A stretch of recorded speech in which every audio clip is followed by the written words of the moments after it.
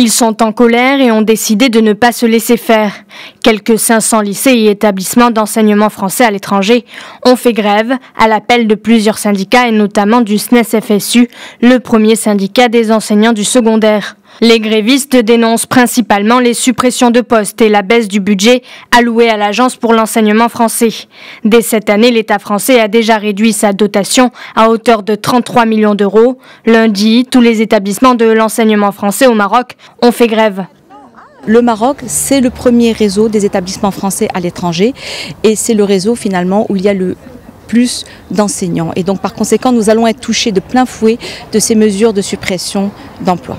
Pour les syndicats, c'est inacceptable. À cause de ces coupes budgétaires, près de 180 postes de professeurs risquent d'être supprimés dès la prochaine rentrée. Rien que pour le Maroc, cela pourrait représenter 16 à 18 postes de professeurs résidents supprimés et remplacés par des locaux. Pour les syndicats, c'est la qualité même de l'enseignement qui sera impactée.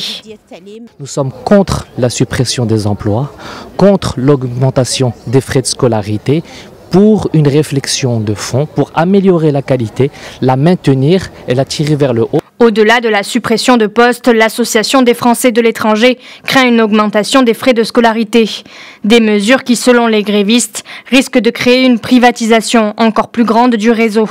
Or, depuis 20 ans, les institutions françaises qui contribuent en partie au rayonnement de la France à l'étranger ont enregistré une augmentation de plus de 50% de ses effectifs.